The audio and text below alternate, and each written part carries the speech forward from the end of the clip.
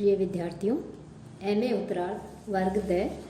धर्मशास्त्र के अंतर्गत जो द्वितीय प्रश्न पत्र है स्मृति शास्त्र, उसमें मनुस्मृति का द्वितीय अध्याय का हम अध्ययन कर रहे थे कि जो स्मृतियाँ या जो धर्मशास्त्र है, उन धर्मशास्त्रों के अंतर्गत बहुत से विषयों की चर्चा होती रही है। अनेक विषयों का उसमें विवेचन मिलता है, लेकिन जहाँ तक धर्म संबंधी विचार हैं वो हमें धर्मशास्त्रीय ग्रंथों में या स्मृति ग्रंथों में जो है बहुलता से मिलते हैं। उनमें वहाँ पर धर्म संबंधी जो धारणा थी वो बड़ी व्यापक थी और वह मनुष्य के संपूर्ण जीवन को स्पर्श करती थी कि धर्मशास्त्रकारों के मतानुसार धर्म जो है वो किसी संप्रदाय या मत का द्योतक नहीं है, प्रत्युत है यह जीवन का एक ढंग है या जिसे आचरण संहिता कह सकते हैं, जो समाज के किसी अंग एवं व्यक्ति के रूप में मनुष्य के जो कर्म हैं या जो कृत्य हैं, वो मनुष्य जो कर्म करता है, कृत्य करता है, उन कृत्यों को व्यवस्थित करता है और उसमें क्रमशः विकास लाता हुआ उसे मानवीय अस्तित्व के लक्ष्य तक पहुंचने के योग्य बनाता है। तो धर्मशास्त्र के अंतर्गत जो अनेक विषयों की जो चर्चा की गई है, उनमें जो धर्म के विषय में बताया जा रहा है वो उसके विषय में हम अध्ययन कर रहे थे। तो आज हम मनुस्मृति का जो 6वां श्लोक है उस श्लोक से अध्ययन करेंगे कि धर्म का मूल क्या है। उसके विषय में कहा गया है मनुस्मृति में कि वेदो अखिलो धर्म मूलम स्मृतिशीले च तद्विदाम आचार्य चैव साधूनाम आत्मनः तुष्टिरेव च। कि धर्म का मूल क्या है, कि अखिल है वेद है, कि जो वेद है कैसा वेद, अखिल है संपूर्ण, कि संपूर्ण वेद को जो है वो तद्विदाम वेदज्ञों को जानने वाला, स्मृतिशीले कि वेद जानने वालों की, वेदज्ञों की जो स्मृति है वो उनका शील, स्मृति और शील और साधुनाम आचार है, और उनका जो आचरण है कि सज्जन पुरुषों का आचरण, कि वेदज्ञों की स्मृति एवं उनका शिष्ट व्यवहार और साधु पुरुष, सज्जन पुरुष जो है उनका आचरण, आत्मनः तुष्टि है एव च, और अपने मन की संतुष्टि, अपने मन का संतोष, ये सभी जो है धर्म मूलम, धर्म के मूल कहे गए हैं। अखिल है अर्थात संपूर्ण है, वेद मंत्र ब्राह्मणात्मको वेद समामनाय है, अर्थात मंत्र ब्राह्मणात्मक जो है वेद होते हैं। तो जो वेद हैं, जो चारों वेद हैं, वेदांग हैं, इन सबको जानने वाला, उनका अध्ययन करने वाला, उनके अनुरूप शिष्ट व्यवहार करने वाले, सज्जन पुरुषों का आचरण और अपने मन की संतुष्टि, ये सभी जो है धर्म का मूल कहे गए हैं। कि यहाँ धर्म का मूल बताते हुए, धर्म की परिभाषा देते हुए कहा गया है कि धर्म का आधार क्या है। मूल अर्थात आधार क्या है, धर्म का स्रोत क्या है, धर्म जो है कल्पित है, वह रूढ़ है या नहीं। तो धर्म जो है उस धर्म के मूल के विषय में या उसका आधार क्या है उसके लिए कह रहे हैं कि जो समस्त वेद, वेदज्ञों की स्मृति एवं उनका अच्छा व्यवहार, शिष्ट आचरण और अपनी आत्मा की, अपने मन की संतुष्टि, यही धर्म के मूल कारण है, मूल आधार हैं या उनके मूल बताए गए हैं। यह कस्यचित् धर्मो मनुना परिकीर्तित है, स सर्व अभिहितो वेदो सर्वज्ञानमयो ही स। मनुना कि भगवान मनु के द्वारा, भगवान मनु ने अपनी स्मृति से यह कस्यचित् धर्म है परिकीर्तित है, अपनी स्मृति से यह जिसके कश्चित धर्म है, जो कुछ भी धर्म जो है परिकीर्तित है, उसका वर्णन किया है, जिसका जो धर्म बताया है। कि महर्षि मनु ने जिस किसी के लिए जो भी धर्म बताया है, जिस भी धर्म का वर्णन किया गया है, सह सर्व है, वह सब किसमें वर्णित है, वेदे अभिहित है, वह सभी वेदोक्त है, वेद में वर्णित है। कि महर्षि मनु ने, जिन्होंने मनुस्मृति की रचना की है, उन्होंने जिस के लिए जिस धर्म का निर्धारण किया है, जिस के लिए जो धर्म बताया है, जिस धर्म का वर्णन किया है, वह धर्म कैसा है, वेदोक्त है। वेदों में उसका वर्णन किया गया है, वेदों में कहा गया है, उसी धर्म को लेकर के महर्षि मनु ने सब में बताया है कि किसका क्या धर्म है। क्योंकि जो मनु है वो मनु ही क्योंकि सह कि वह मनु सर्व ज्ञानमय है। मनु जो है वो सभी वेदों के ज्ञाता थे, सर्व ज्ञान में है, सभी ज्ञान से अनुप्राणित थे कि वेदों का जो ज्ञान है उन सभी वेदों के अभिज्ञ थे, उनके जानकार थे, उनको जानने वाले थे। तो मनुना कि मनु के द्वारा अपनी स्मृति से यागादि स्वरूप जो धर्म आदि हैं उस धर्म के विषय में कहा गया है कि किसका क्या धर्म है, कौन कौन से धर्म है, वो सब धर्म जो है वो का वेदों में वर्णन है और ये सब वेदोक्त हैं। क्योंकि वे सभी वेदों के ज्ञाता थे इसलिए मनु ने भी जो है इस प्रकार से इनका जो धर्म है उस धर्म का जो है वर्णन किया है, धर्म का के विषय में बताया है कि मनु ने जिस भी धर्म का वर्णन किया है, जिसके लिए भी जिस धर्म का विवेचन किया है, वह सभी वैदिक जो विचार हैं उन विचारधाराओं से ओतप्रोत वो धर्म है। और मनु के ने जिस धर्म का प्रतिपादन किया है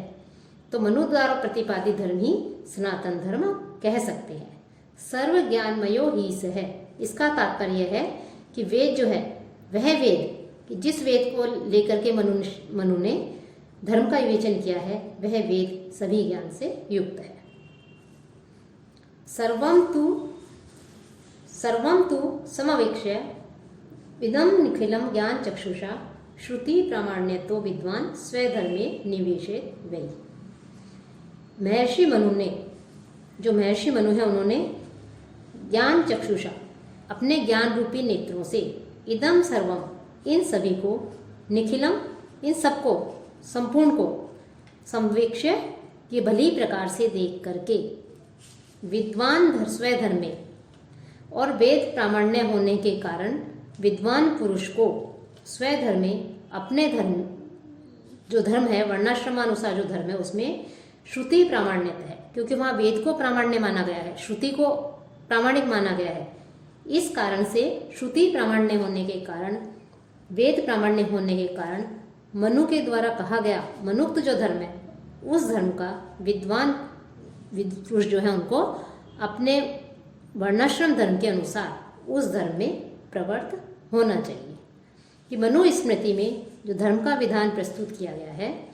उस धर्म को महर्षि मनु है उन्होंने अपने ज्ञान रूपी चक्षुषों से, अपने ज्ञान रूपी नेत्रों से जो है उस धर्म को जाना, उसका धर्म को जान करके, उसका अध्ययन करके उसको जो है फिर समस्त लोगों के लिए उसको प्रवृत्त किया। तो इसलिए क्योंकि वो वेद प्रामाण्य है, वेद को आधार बना गया है, वेद से लिया गया है, इसलिए मनुक्त जो धर्म है उस धर्म को विद्वान पुरुषों को अपने वर्णाश्रमानुसार उस धर्म में जो जो धर्म उसके लिए बताया गया है उस धर्म में प्रवृत्त होना चाहिए। कि अपनी ज्ञान चक्षुओं के द्वारा, ज्ञान दृष्टि के द्वारा मनु ने जो धर्म है उन सभी धर्मों की विशद विवेचना प्रस्तुत की है और वेद सम्मत जो धर्म है उस वेद सम्मत धर्म को ही श्रेष्ठ धर्म बताया गया है। तो मनु ने भी वेद, शास्त्र, शास्त्रज्ञ, परंपराएं, वेदांग आदि इन सबको आधार बनाकर ही जो धर्म है उस धर्म का निरूपण किया है। इसलिए विद्वान पुरुषों को अपने उस धर्म का पालन करना चाहिए, अपने धर्म के मार्ग पर चलना चाहिए। अब जो अपने धर्म का पालन करता है, हर प्रत्येक व्यक्ति के लिए अपने अपने धर्म का विधान जो है शास्त्रों में बताया गया है, वेदों में बताया है और उसी को लेकर के मनु ने भी जो है उनको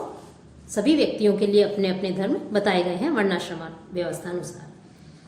तो वेद और स्मृतियों में कहे गए जो धर्म है उनका जो पालन करता है तो उसको किस प्रकार से फल की प्राप्ति होती है,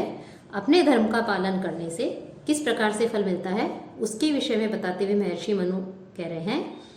श्रुति स्मृति उदितम धर्मम अनुतिष्ठन ही मानव है, यह कीर्तिम अवाप्नोति प्रेत्यम च अनुत्तमम सुखम। कि जो मनुष्य है ही मानव है, तो मनुष्य जो है वो श्रुति स्मृति उदितम, कि वेदों में, श्रुति अर्थात वेद, क्योंकि वो श्रवण परंपरा से प्राप्त है, उन्हें सुना जाता है, तो वेदों के द्वारा और स्मृतियों में जो वर्णित है, जिसका वर्णन किया गया है, उनमें कहे गए धर्मम,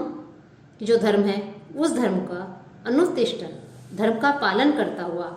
कि मनुष्य वेदों और स्मृतियों में जो धर्म बताया गया है वर्णाश्रम व्यवस्था अनुसार, जो उस धर्म का, अपने धर्म का पालन करता हुआ, यह इस संसार में कीर्तिम अवाप्नोति, कीर्ति को, यश को प्राप्त करता है, प्रेत्यम च, और मृत्यु के पश्चात किसको प्राप्त करता है? अनुत्तमम सुखम अवाप्नोति, उत्तम और अर्थात श्रेष्ठ, सबसे श्रेष्ठ अर्थात उत्तम स्वर्ग के सुख को जो है मनुष्य श्रेष्ठ सुख को प्राप्त करता है। कि जो मनुष्य वेदों और स्मृतियों में जो धर्म बताया गया है उस धर्म का पालन करता है, उस धर्म के मार्ग पर चलता है, वर्णाश्रम व्यवस्था के अनुसार जिसका जो धर्म है उस धर्म का पालन करते हुए मनुष्य इस लोक में जो है सब उन्नति को प्राप्त करता है, यश को प्राप्त करता है, कीर्ति को प्राप्त करता है, और मृत्यु के पश्चात श्रेष्ठ सुख को जो है वो प्राप्त करता है, अर्थात स्वर्ग के सुख को प्राप्त करता है। कि मनुष्य को धर्म का आचरण करना चाहिए, धर्म के मार्ग पर चलना, जो उसके लिए निर्धारित धर्म है, वेदों में और स्मृति ग्रंथों में कहे गए नियमों का अनुसार आचरण करता है, धर्म का पालन करता है, तो इस संसार में तो सुख समृद्धि को, यश को प्राप्त करता है, और परलोक में उसे सुख की प्राप्ति होती है।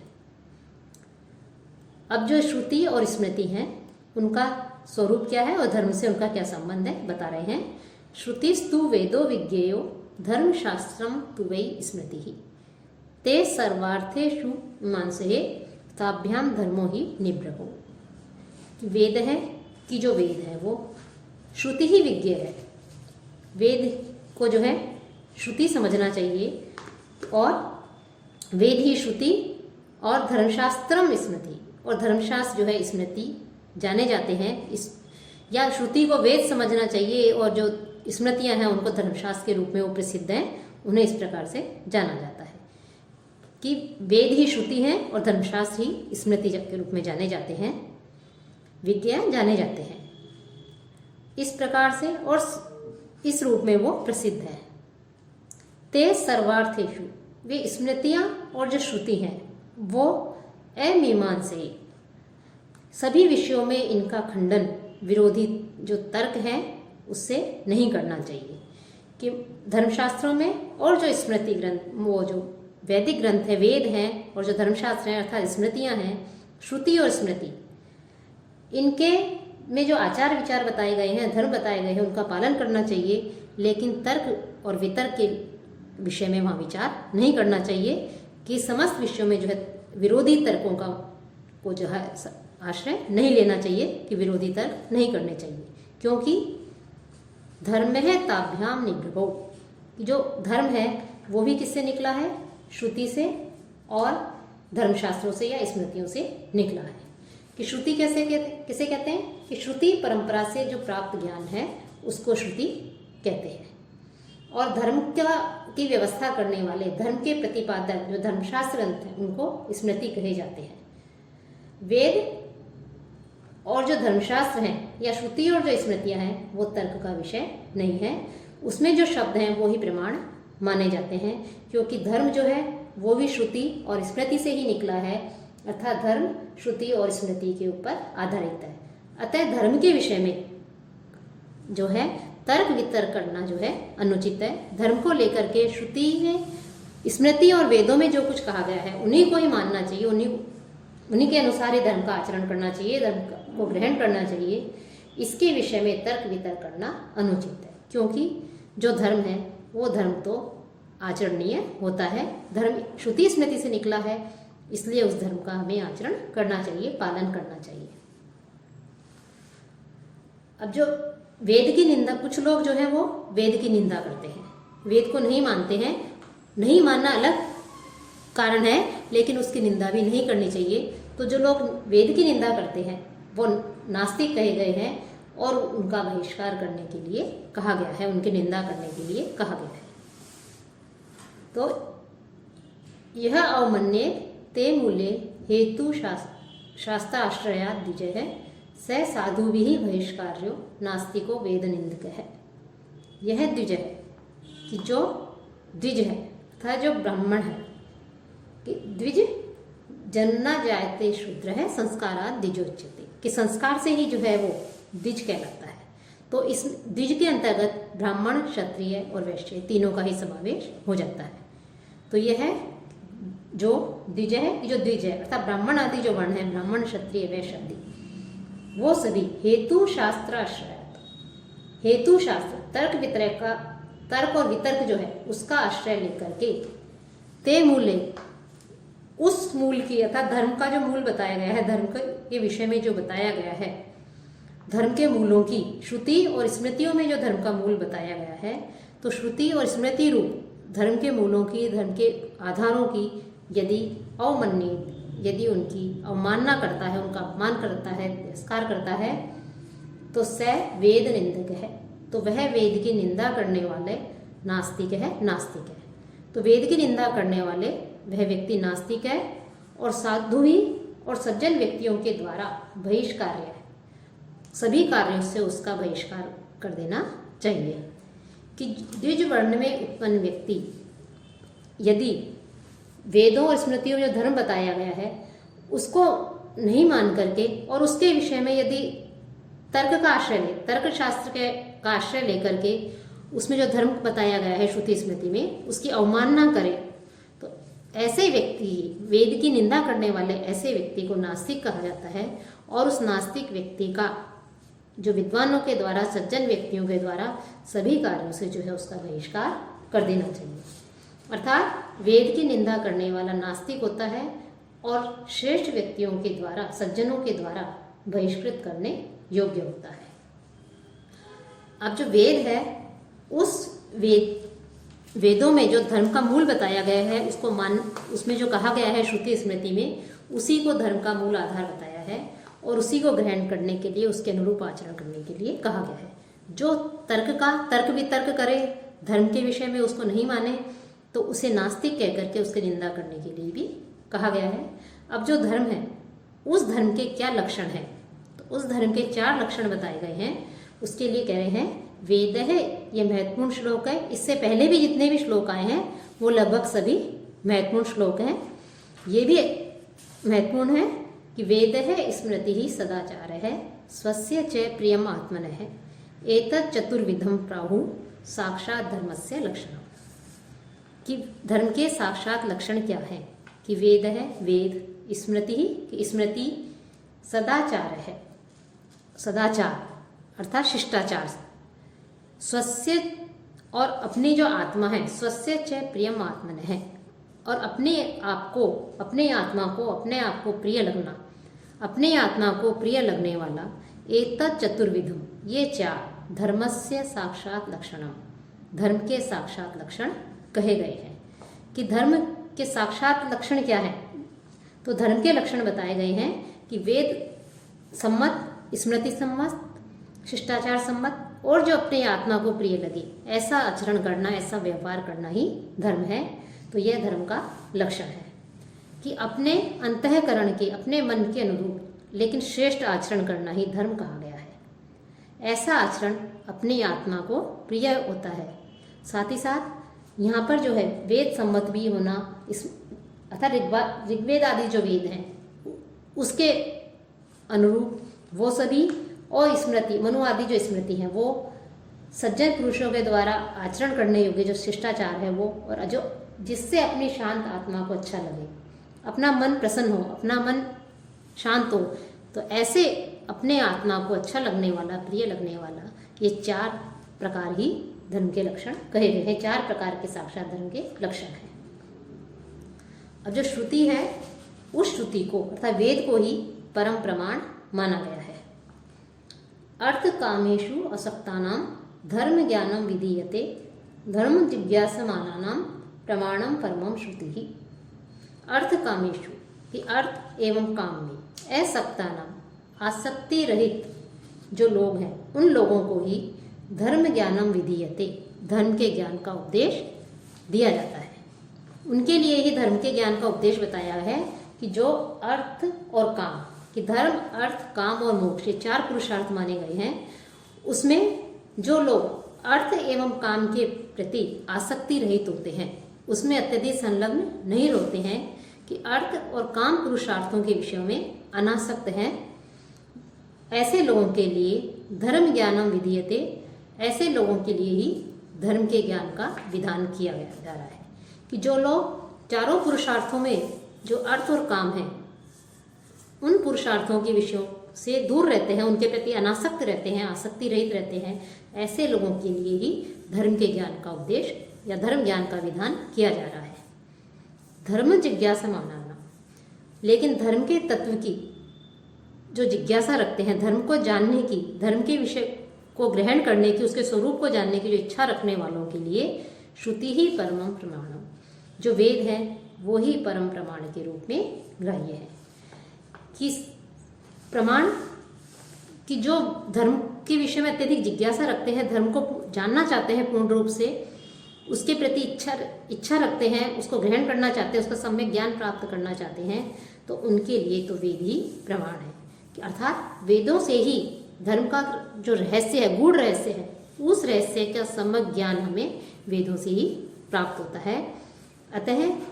वेदों में जो कुछ कहा गया है वो ही धर्म है। तो जो धर्म को जानना की इच्छा रखते हैं, धर्म के विषय में जानना चाहते हैं, उन लोगों के लिए तो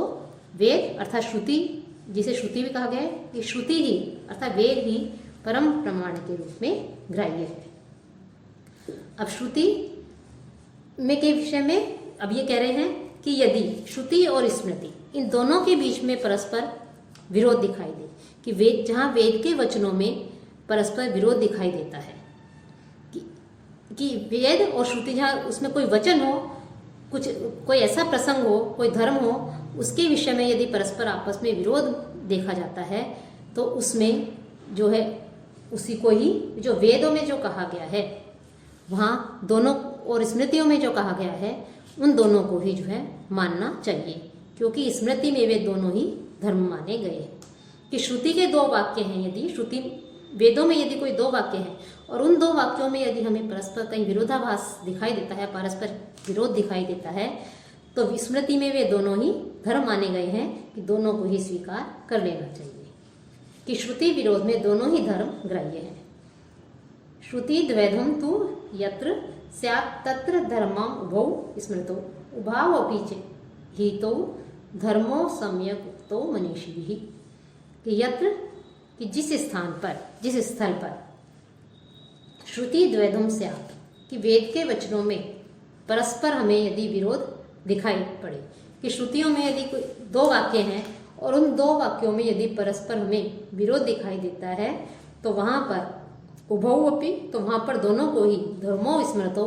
दोनों को ही धर्म के रूप में ग्रहण कर लेना चाहिए, कि दोनों को ही धर्म के रूप में मानना चाहिए। क्योंकि मनीषी भी, जो मनीषी हैं, जो विद्वान हैं, उन मनीषी पुरुषों ने तो उभौ, उन दोनों को ही, जो परस्पर विरुद्ध वचन हैं, उन दोनों वचनों को ही धर्मो सम्यक उक्तो,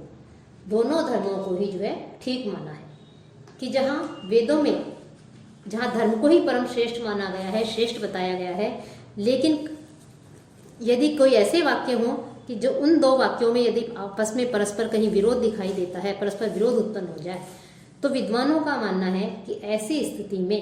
परस्पर विरोधी होने पर भी जो दोनों वाक्य हैं, उन दोनों वाक्यों में जो धर्म बताए गए हैं, वो दोनों ही धर्म के रूप में माने गए हैं। दोनों ही धर्मों को उचित माना गया है, दोनों ही धर्मों को परस्पर विरोध होने पर भी ग्रहण कर लेना चाहिए, उनको जो है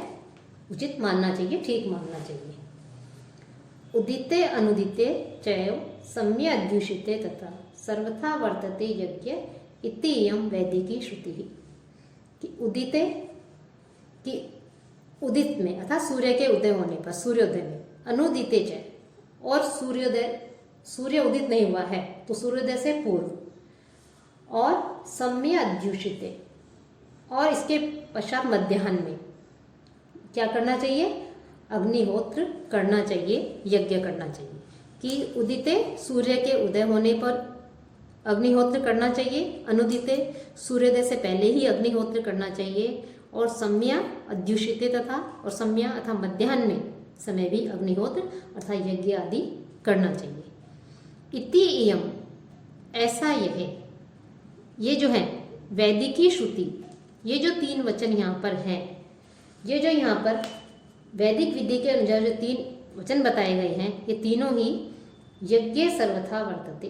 तीनों ही कालों में यज्ञ अवश्य संपन्न करना चाहिए।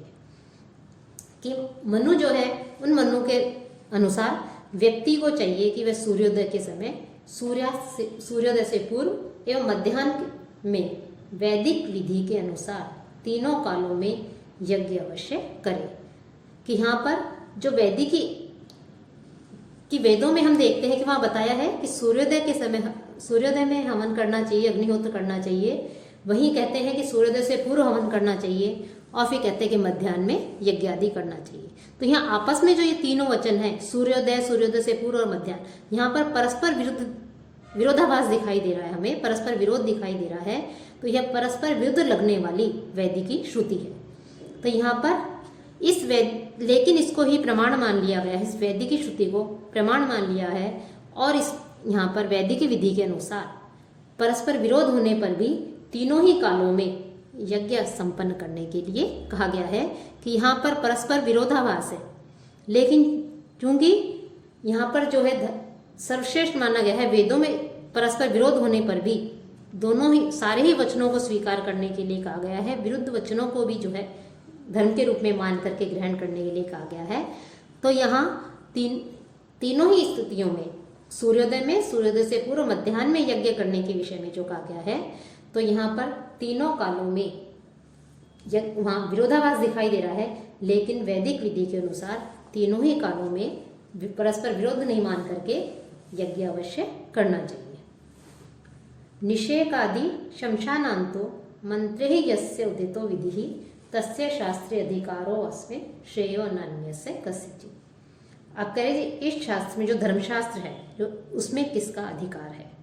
ये तो बता दिया धर्म का मूल क्या है, धर्म का लक्षण क्या है, और परस्पर विरोध हो तो किसको ग्रहण करना चाहिए, इन सब के विषय में बता करके कहते हैं कि जो धर्म है इस धर्मशास्त्र में किसका अधिकार है और किसका अधिकार नहीं है। तो इसके विषय में कहते हैं कि यस्य कि जिसके निषेक आदि कि जिन वर्णों का गर्भाधान से लेकर के शमशानांत है अंत्येष्टि जो संस्कार होता है तब तक की विधि, तब तक के सारी क्रियाएं मंत्र ही उदित है, वैदिक मंत्रों के द्वारा संपादित की गई है। कि जिन द्विज वर्णों के गर्भाधान से अंत्येष्टि पर्यंत जो संस्कार हैं, उन संस्कारों को वैदिक मंत्रों के द्वारा, विधि मंत्रों के द्वारा संपन्न किया गया है। उन्हीं का ही तस्य अस्मिन् शास्त्रे अधिकार है, उन्हीं का ही जो है इसमें जो है अधिकार बताया गया है। उन्हीं लोगों का इस धर्मशास्त्र में अधिकार ज्ञेय है, समझना चाहिए। कस्यचित् न अन्यस्य, अन्य किसी का नहीं। अर्थात द्विज वर्ण में उत्पन्न जो लोग हैं, जिनके की गर्भाधान से लेकर के अंत्येष्टि पर्यंत मुख्य रूप से जो 16, वैसे मंत्रों की संख्या के विषय में मतभेद है, लेकिन मुख्य रूप से जो 16 संस्कार माने गए हैं वो सभी पूरे विधि विधान के साथ मंत्रों सहित, वैदिक क्रिया मंत्रों सहित जो है संपन्न हुए हों, ऐसे लोगों का ही जो है इस धर्मशास्त्र में अधिकार बताया गया है, पढ़ने का, सुनने का अधिकार है। अन्य जो लोग हैं अर्थात जिनके संस्कार नहीं हुए हैं, मंत्रों सहित जिनके संस्कारों को नहीं किया गया है, उनका इस शास्त्र को पढ़ने का अधिकार नहीं है। यहाँ जो महर्षि मनु है उनका मानना है कि जिन वर्णों के सभी संस्कार वैदिक मंत्रों के उच्चारण के साथ संपन्न किए जाते हैं, उन तीनों वर्णों को ही ये स्मृति और धर्मशास्त्र आदि को जो है पठन करने का अधिकार है। अन्य जो वर्ण है उनको धर्मशास्त्रों अर्थात जिसके संस्कार संपन्न नहीं हुए हैं मंत्रों से, ऐसे उस वर्ण वाले व्यक्ति को धर्मशास्त्रों को जानने का अधिकार नहीं है।